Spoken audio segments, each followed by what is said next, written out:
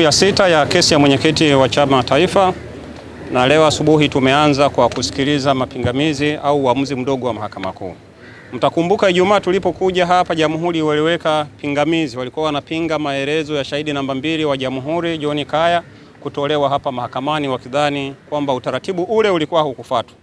Kwa hiyo Ijumaa walitoa hoja, na mnakumbuka kwamba mahakama kuu hii iliahirisha ikasema itatoa leo uamuzi mdogo. Na leo tulipoanza asubuhi, mahakama kuu kwenye uamuzi wao wamesema utaratibu wa kutumia maelezo ya shahidi aliyoyatoa polisi ulifuatwa.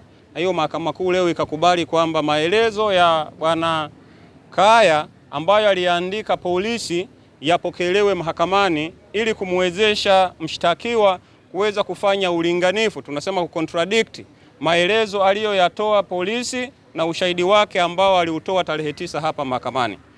Kwa hiyo siku nzima ya leo mwenyekiti ametumia muda huo kufanya ulinganifu, kuonyesha maeneo zaidi ya 40 ambayo yalikuwa yanatofautiana baina ya ushahidi aliyoutoa mahakamani dhidi ya maelezo aliyokuwa ameshayaandika huko kwenye hati yake ya maelezo ya jeshi la polisi.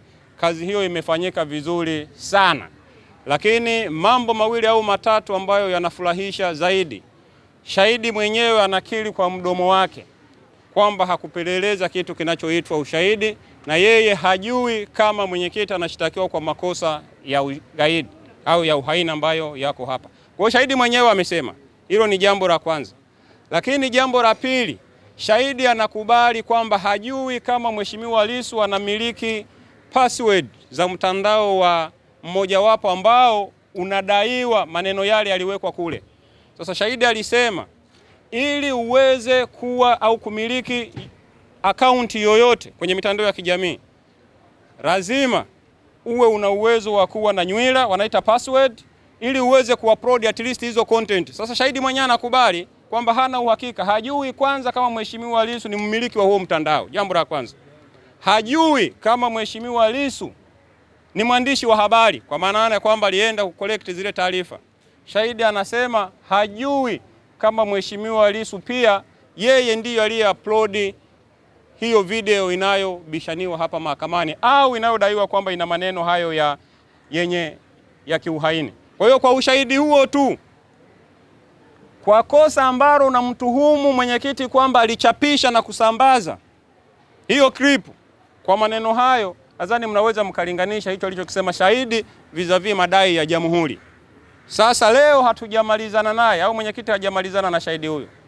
Imefika saa 11 na kwa sababu kesho ni tarehe 14 ni siku ya kumbukumbu ya baba wa taifa, mahakama haiwezi kaendelea kesho kwa sababu kwa sheria za nchi hii kesho ni siku ya mapumziko na ni sherehe, tumezoea kuita hivyo. Kwa hiyo tutaendelea kesho kutwa. Mheshimiwa Lissu ataendelea na maswali ya dodoso dhidi ya shahidi namba 2 wa Jamhuri, Inspector John Kaya, ambaye atapaswa kufika hapa tena kuendelea na kikango chake. Sisi wanasheria tunasema kikangoni. Ataendelea kukaa pale kikangoni siku ya Jumatano mpaka mheshimiwa mwenyekiti atakapohitimisha au atakapokamilisha maswali yake ya dodoso. Sasa nje ya update hiyo ya kilichotokea leo mahakamani, nina jambo dogo tu la nyongeza. Na hili linahusu madai yetu ya siku zote ya kukamatwa kwa viongozi wetu maeneo mbalimbali. Mara ya mwisho tulipokuja hapa nilizungumza kukamatwa kwa makamu mwenyekiti wa kanda ya Victoria ambaye alipewa kesi ya armed robbery baada ya kudaiwa alikuwa anashusha mabango ya wagombea. Baadaye hati za polisi zikasema na mahakamani baadaye wakampeleka wakadai kiongozi wetu ameiba ng'ombe kwa kutumia silaha. Leo viongozi wengine pia akiwemo katibu wa mkoa wa Kagera pamoja na katibu na mwenyekiti wa jimbo nao wanadaiwa wameitwa jeshi la polisi. Na kwa taarifa zetu sisi zinasema wao polisi kule wanadai ni maelekezo ya kutoka huko juu. Sasa wito wetu kutoka huko juu yanakotoka hayo maelekezo. Jeshi la polisi lipo kwa mujibu wa sheria ya polisi pamoja na wasaidizi, the police force and auxiliary. Jeshi la polisi linaongozwa pia kwa miongozo mingine ikiwemo Police General Order. Tunawaomba na kuwasihi kwenye kipindi hiki jeshi la polisi kuhakikisha wanafuata sheria kama ilivyo kanuni na miongozo mbalimbali ili kuepusha taharuki zisizokuwa na maana yoyote. Kama mtu ana matatizo na makosa yake, basi aitwe, ahojiwe na achukuliwe sheria kwa mujibu wa utaratibu uliopo. Tusiviziane, wasikamatwe katika namna ambayo inaacha taharuki. Jana mwenyekiti wa mkoa wa Kagera Chief Karumna alikamatwa nyumbani kwake na maaskari wa jeshi la polisi, tena wengi kweli kweli, katika namna ambayo sasa tulikuwa tunajiuliza, watu waliokuwepo wanashangaa ni nini kinatokea.